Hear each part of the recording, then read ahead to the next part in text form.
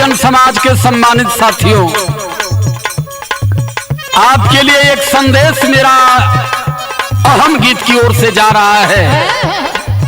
कब जगोगे, कब समझोगे अपने आप को मेरे भैया? कितना चिल्लाऊं मैं और नहीं समझ पाए तो आने वाली समय बहुत ही दुर्दिन है। ऐसा संदेश हमारे बैकवर्ड आर्मी की ओर से आपको दिया जा रहा है।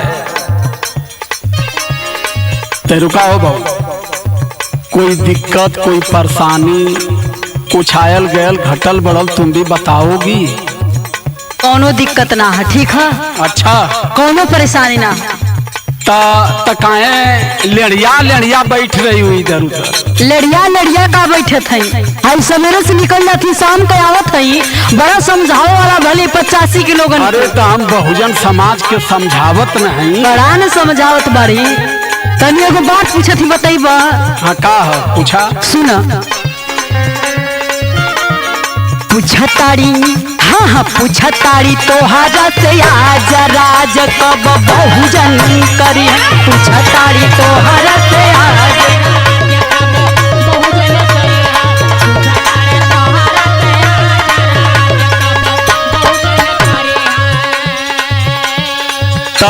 पूछा तो कि राज बहुजन कब करी? हाँ तब का बड़ा सही पूछ लू, लेकिन हम बहुजन समाज बदे बता देते कि ये बहुजन समाज 85 मूल निवासी भारत का 110 करोड़ आबादी है भैया।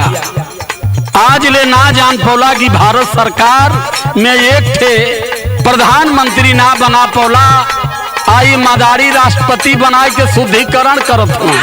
ये के ना जानत हूँ?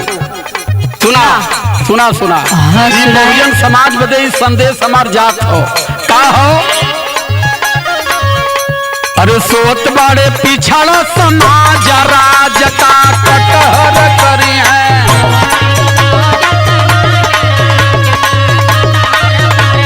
सोत बाड़े पिछड़ा समाज राज का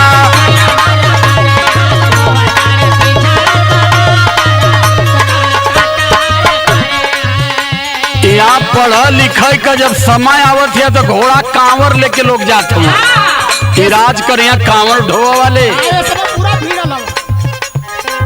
पूरा सुनो, ये हमान के पिछड़े समाज के कहला कि जा को जल चढ़ाया हुआ भोलेनाथ पियासल हुआ।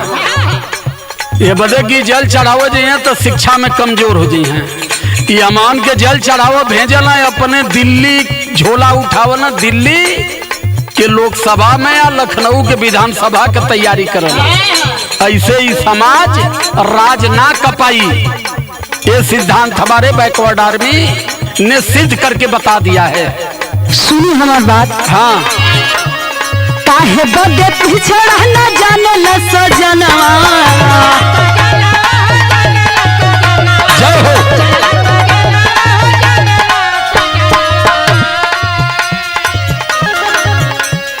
तारी तारा दुश्मन का चुमला चरणवा।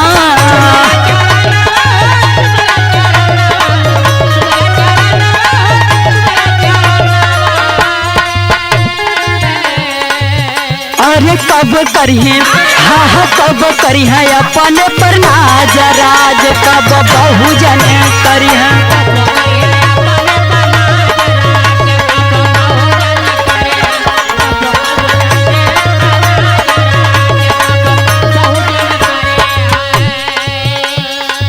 सुनो, ये अपने पर नाज कब करी है? तबले ना करी है, जबले हाई ना करी है। जो हम बताओ सुनो, बता। धर्म के चटनिया के पिछड़ा बाजाती। अच्छा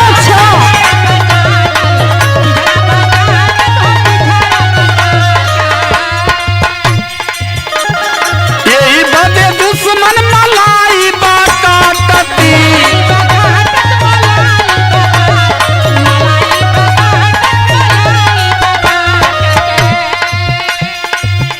अरे लागत बाटे कहलो में लाज लाजता कटहर करी है। लागत बाटे कहलो में लाज राजता, लागत बाटे कहलो में लाज राजता।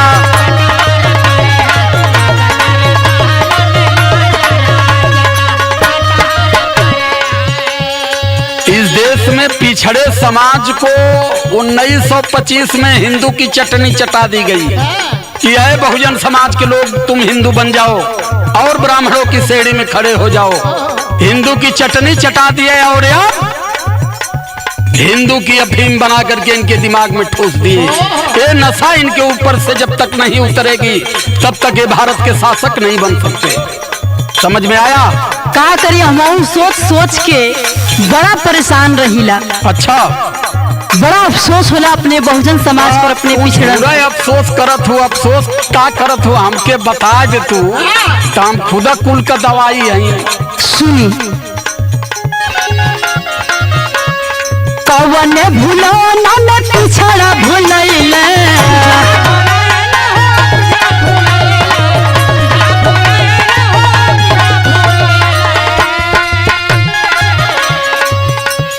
केकरा के भूल सैया के अपनैला।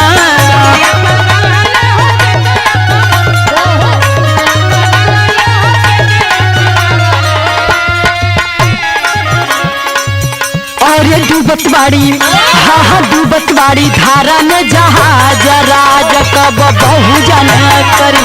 डूबत बाड़ी धारा में जहाज,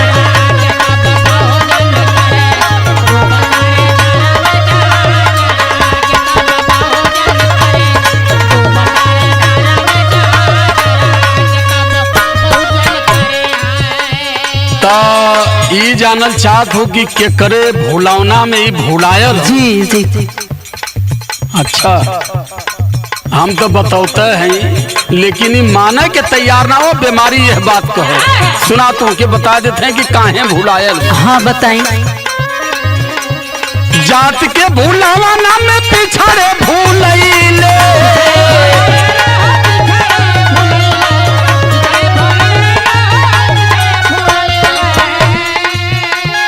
पिछड़न के छोड़ मनुवाद अपनवले।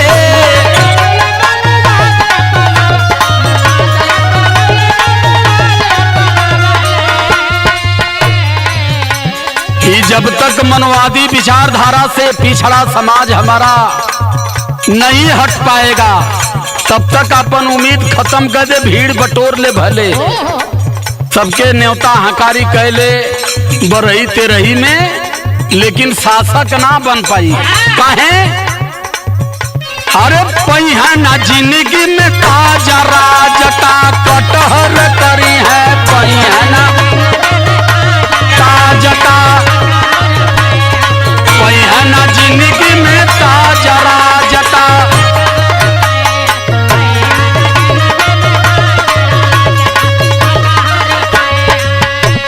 समझ में आयल? ये मनवादी विचारधारा को अपना लिए, अपने पुरखों की विचारधारा का प्रत्याग कर दिए। अब तक इनको पता नहीं है कि बाबा साहब क्या कह के गए, संत गुरु रविदास कौन सी लड़ाई लड़े, संत कबीर कौन सी लड़ाई लड़े, मानवर कांसी राम साहब क्या कह करके गए, इनको ध्यान में नहीं है। यही कारण है कि इनके सर पर न ताज है, राज से दूर है। सुनिए हमार बात। हाँ, हमार पिछड़ा समाज का करता, गीता रामायण महाभारत या पुराना,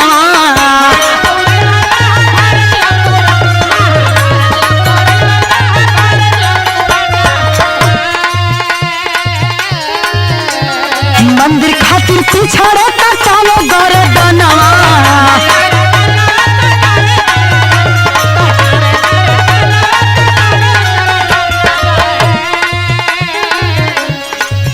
अरे भले गिरी, हाँ भले गिरी, हाँ भले गिरी, सिरावा पे गाज, राज कब बहुजन करी। भले गिरी सिरावा पे गाज, राज।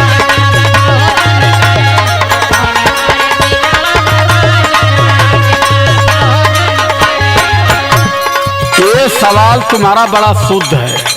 अब थोड़ा थोड़ा तुम्हारे दिमाग से घास निकल। हाँ। कहने का मतलब ये है, अयोध्या में गोली चली मंदिर के लिए, मर गए ओबीसी समाज वाले, एक भी ब्राह्मण नहीं मरा। लेकिन जब अयोध्या में मंदिर बना तो सारे पाड़े तिवारे 24 मिश्रा ठेल दिए गए 15 ट्रस्ट में, एक भी ओबीसी समाज को ये सब नहीं रखे। और ये समाज आज भी उनका पछलग्गू बना हुआ घूम रहा है। जहां से लाभ नहीं है क्यों उनके पीछे पड़े हो, इसलिए समझा रहा हूं, सुनियो। जहियाले ओढ़ी है धर्मवा का चादर,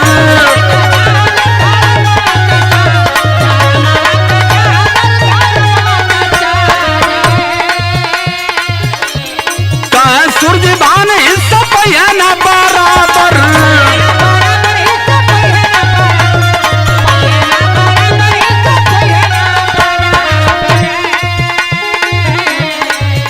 अरे कंचन कहाँ छिली है प्याज राज का कटहर करी है,